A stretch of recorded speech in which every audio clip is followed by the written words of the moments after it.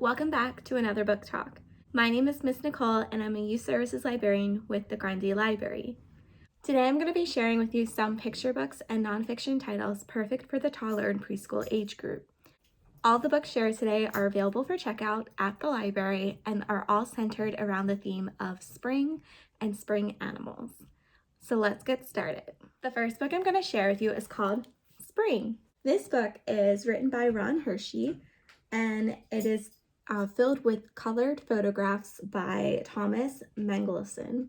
So what I love about this book is that it uses real-life photographs of animals and nature around springtime. As you can tell, the text is super big and it's very spaced out, not a lot of words. So it's really easy to digest and easy to read. It's a great book to read along with your little one, or even for some beginner readers who are just looking for an easier read.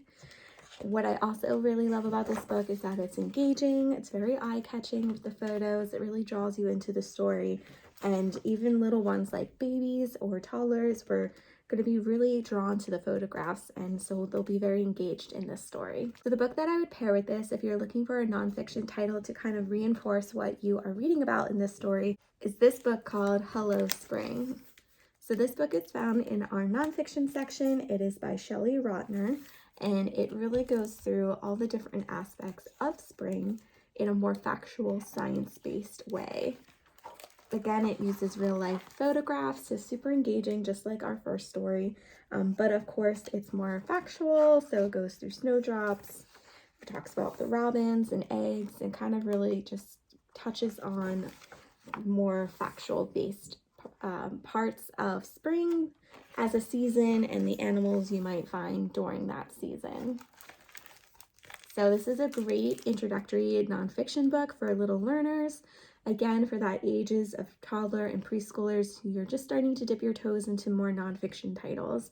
So if you are looking for something like this is something I would really recommend in terms of like a fiction and nonfiction pairing. So the second set of books I want to share with you are all about farm animals. So farm animals are a great theme that I like to start talking about during spring. Of course, it's also really great for summer and fall. But this book is one of my favorites to use during story time. It's called I Spy on the Farm. So this is a really great call and response book. You're going to be able to use a lot of techniques with this one, like asking for what noises do animals make, as well as asking them what animal do they think is going to be next on the page. So it's very interactive, a great story for 3 to 5 year olds. And if you have little ones like toddlers, it's great for introducing those animal noises, and for babies, getting them to start being aware of some vocabulary and the animals themselves. So this book is written and illustrated by Edward Gibbs, and it follows that I Spy structure. So I spy with my little eye, something yellow that begins with the letter D. So again, introducing the letter D, talking about the alphabet, a great letter knowledge skill when you're using this book, building up that skill. And then you can talk about colors, like the yellow color here, and then the noise, and then the answer, which is duck. So you can talk about what color the duck is, what noise does a duck make, and really start to bring some interactions into the story, which is why I love using it at story times, because it's a great book that you can use so many different ways to build up early literacy skills. So I hope you enjoyed learning more about I Spy on the Farm. So for a nonfiction title that I would pair with this, there's a really great pre-reader, easy reader book called Petting Zoo. So this book is by DK Publishers, and it's a really great pre-level reader book. So again, very easy to understand, very simple sentence structure. They use the colorful live action photos in this book, just like the other nonfiction book we saw. And this talks about different animals you would see at a petting zoo, which are a lot of the times the same types of animals you would see on a farm. So I thought this would tie in really well with that fiction book. And again, it uses the live action photos, calling the attention to the animals and what you can do if they're brushing the animal, they're petting the animal, they're walking the animal.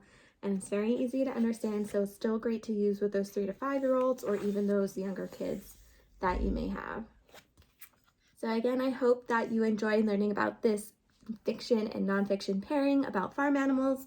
I hope it gives you some good ideas on how to use both of these books together when you're reading with your little one as a different type of reading experience, pairing the fiction and the nonfiction together. Thank you so much for joining me today for today's book talk. For more book talks or other library programming, please visit our website at www.grundylibrary.org or check our social media pages. Thank you so much, and I can't wait to see you for our next book talk. Goodbye!